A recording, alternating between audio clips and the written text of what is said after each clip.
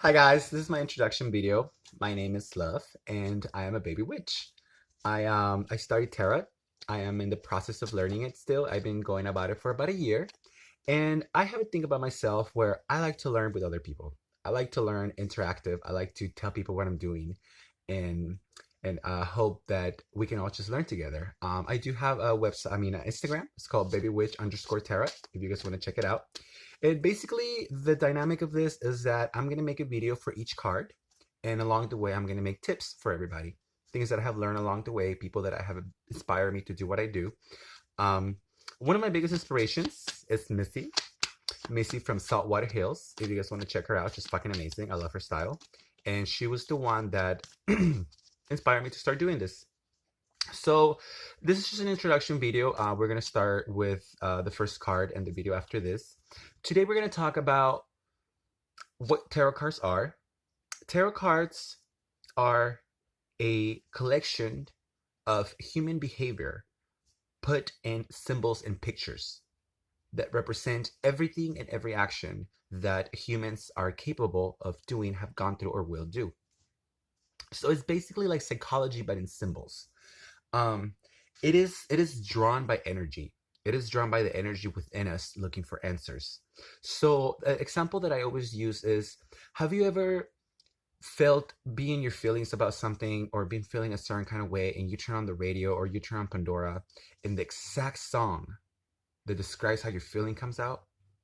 That is kind of the magic behind these cards. Or have you ever been desperately looking for an answer and all of a sudden you go on YouTube or you go on anywhere and there's a video right there that shows you that answer you're looking for? That is the universe allowing you to find this answer. So it's kind of the same magic that works with this. Um, so we're gonna talk about different decks. So there's the Rider White, and the Rider White is the traditional classic deck, and it mostly has all the same pictures. Also, okay. So anyway, it mostly has the same pictures on it. There's a variable on the changes of how the artist of the actual deck express these pictures, but they're mostly the same. They're all traditional, and they look a little bit like this. They're just kind of very old school pictures, paintings. Oh, I love this one. Oh, I love this card. Anyway, so that's what they are, and it's all about it. It has a lot to do with intuition. It has a lot to do with connecting with yourself also. So there is like a list of what this means, but also a thing is looking at the card and what you feel from it. Looking at every detail on it, every color, every symbol, looking for, a little lizard here, a little sword there. Um, and it helps you, it when you're connected to this, it helps you, it brings this message to your head that allows you to understand these messages. Also reading into it a lot, and understanding the symbols that already people discovered before, what these cards mean, and going from there. um there's different types of cards. Like I said, there's the traditional decks and there's oracle decks. Oracle decks are a different thing. Eventually we'll get into them. So once you get your cards, what do? How do you start? Do you just pull a card? How do you start?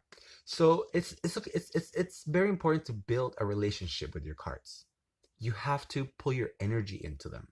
You have to put your sense into them. You have to make them a part of you. Make them an extension of yourself. And by doing that, you're going to be more connected to it and you're going to get more accurate answers, and your intuition will grow and your confidence will grow as well in this.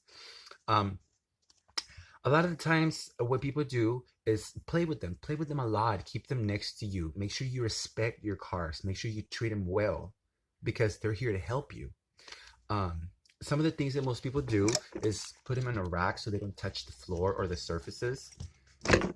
This is my rack that I use, and it has a pentacle in it for protection. This is my little tower rack. And find a little pouch or something that you can keep them safe in. This is my little pouch, and inside my pouch I carry sage. I carry sage for cleansing the cards before a reading, or simply to keep my cards protected. Um, so making this connection with your cards is very important. Like I said, you have to shuffle them every day. You play with them, put them under your pillow, sleep with them, have them next to you. Play with them every day. Pull a card out every day. and pull the card out. And if you don't know what it means, just look at it, write down what you think it means, and then look it up. A very good place to look this up eventually is going to be my channel, but for now, you guys can use Biddi Tarot, Biddi. It's a place that helped me a lot. They charge as a school, but they have so much free information. They're on Instagram. They have their own website. Check them out. They're amazing. Um, so I'm not affiliated with any of these people. They don't even know me. This is where I got the help from. Um, so yeah, so that's how you build a connection with your cards. And after that, it's basically all about, like I said, connection with your cards, all about feeling. What I do also is that I like to call the energies in the room and on the person. I do a little prayer. And in the prayer, I open a door for spirits to come in. You have to be very specific about what kind of spirits you want when you're doing a reading.